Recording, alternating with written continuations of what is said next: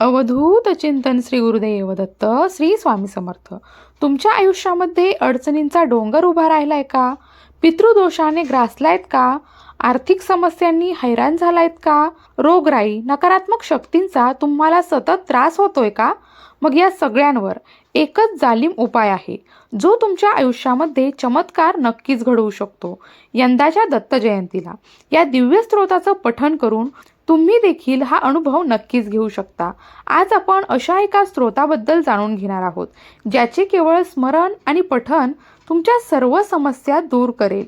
मार्गशीर्ष पौर्णिमा म्हणजे श्री दत्त जयंती. हा दिवस भगवान दत्तात्रयांच्या जन्मोत्सवाचा दिवस म्हणून मोठ्या उत्साहात साजरा केला जातो. भगवान दत्तात्रय हे ब्रह्मा, विष्णू आणि महेश या त्रिमूर्तीचेच एकत्रित रूप मानले जातात. ते योग, तपस्या आणि ज्ञानाचे प्रतीक आहे. त्यांच्या स्मरण मात्रेने जीवनातील सर्व संकट दूर होतात आणि भक्तांना शांती, समृद्धी आणि आध्यात्मिक बळ प्राप्त होतं. दत्तगुरू हे अगाध कृपेचे सागर आहेत, जे आपल्या भक्तांवर निस्सीम प्रेम करतात. या पवित्र दिवशी त्यांच्या पूजन आणि विशिष्ट स्तोत्राचं पठण केल्यास ते लगेच प्रसन्न होतात आणि आपल्या भक्तांच्या सर्व इच्छा देखील पूर्ण करतात. असे बऱ्याच जणांचे अनुभव आहेत. आता तुम्हाला दत्त जयंतीच्या निमित्तानं जो स्तोत्र म्हणायचा आहे तो म्हणजे दत्त बावनी होय. श्री दत्त बावनी दत्त संप्रदायामध्ये या स्तोत्राला अनूप असं म्हटलं जातं, कारण ते कोणत्याही मोठ्या संकटाचा नाश करण्याची क्षमता ठेवतं. या स्तोत्राची रचना परमपूज्य श्री रंगावधूत महाराजांनी केली आहे. बावनी म्हणजे 52 ओव्यांचे म्हणजे श्लोकांचे स्तोत्र आहे.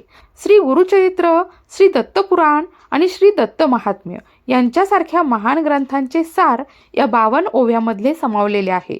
हे स्तोत्र केवळ एकदाच वाचल्याने देखील मन शांत होतं आणि सकारात्मकता येते असं देखील मानलं जातं.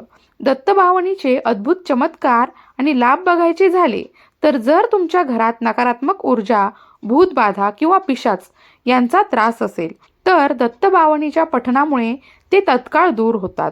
आपलं घर सकारात्मक ऊर्जेने भरून जातं. एकंदरीतच नकारात्मक शक्तींपासून मुक्ती मिळते. दीर्घकाळ चाललेल्या आजारांपासून मुक्ती मिळवण्यासाठी दत्तबावनी अत्यंत प्रसिद्ध आणि प्रभावी मानली गेली आहे.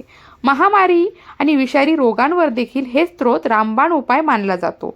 एवढेच नाही तर दत्तबावनीचं पठण नियमितपणे केल्याने पितृदोषापासून त्वरित मुक्ती मिळते आणि पितरांना सद्गती प्राप्त होते, असे देखील बऱ्याच जणांचे अनुभव आहेत. शिवाय जे भक्त श्रद्धेने दत्तबावनीचे पठण करतात त्यांच्या सर्व मनोकामना दत्तगुरू पूर्ण करतात.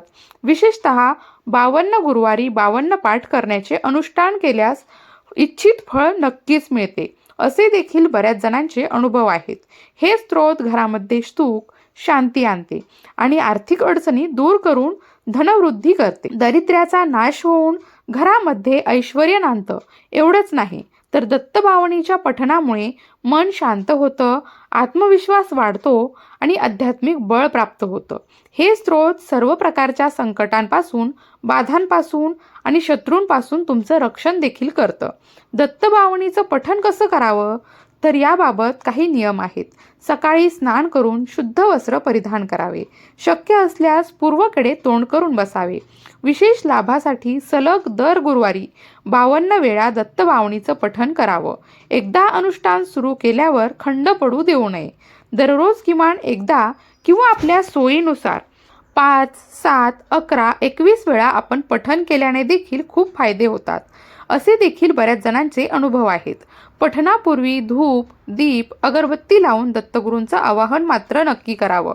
दत्त जयंतीच्या पावन पर्वापासूनच तुम्ही देखील या चमत्कारिक स्तोत्राचं पठण सुरू करू शकता, ज्यामुळे तुम्हालाही श्री दत्तगुरूंची कृपा नक्कीच प्राप्त होईल. आपण आपल्या जीवनातील सर्व दुःख, अडचणी दूर करण्यासाठी स्वतःची मदत करू शकतो, फक्त या श्री दत्त बावनीमुळे. दत्तगुरू सदैव आपल्या पाठीशी नक्कीच उभे राहतील. तुम्ही सुद्धा दत्तबावनी या स्तोत्राचं पठण केलंय का? आणि या दत्तबावनीचा अनुभव तुम्ही कधी घेतला आहे का? तर तुमचे अनुभव मला कमेंटमध्ये नक्की सांगा. आपल्या मित्र आणि कुटुंबियांसोबत हा व्हिडिओ शेअर करा, जेणेकरून त्यांना देखील श्री दत्तभावनेचे फायदे अनुभवता येतील आणि त्यांचं जीवनसुद्धा दत्तकृपेमुळे यशस्वी होईल. अशाच प्रकारे सणावारासंबंधित व्रतवैकल्य असतील, उपासना असतील, पूजाविधी संबंधित आणखी काही माहिती जर तुम्हाला हवी असेल, त्याचबरोबर वास्तुशास्त्र, ज्योतिषशास्त्र, अंकशास्त्र यासारख्या विषयांवर तुमच्या मनात काही शंका असतील तर त्या कमेंट बॉक्समध्ये नक्की विचारा. शिवाय तुम्हाला आणखी कोणत्या विषयावरचे व्हिडिओ ऐकायला आवडतील ते सुद्धा मला कमेंट करून नक्की सांगा. यासंबंधित संपूर्ण मार्गदर्शन तुमच्यापर्यंत पोहोचवण्याचा माझा हा छोटासा प्रयत्न आहे, तेव्हा कमेंट नक्की करा. अशाच प्रकारच्या माहितीपूर्ण व्हिडिओसाठी आपल्या यूट्यूब चॅनलला सबस्क्राईब करायला मात्र विसरू नका. भिवू नकोस, स्वामी सदैव पाठीशी आहेत.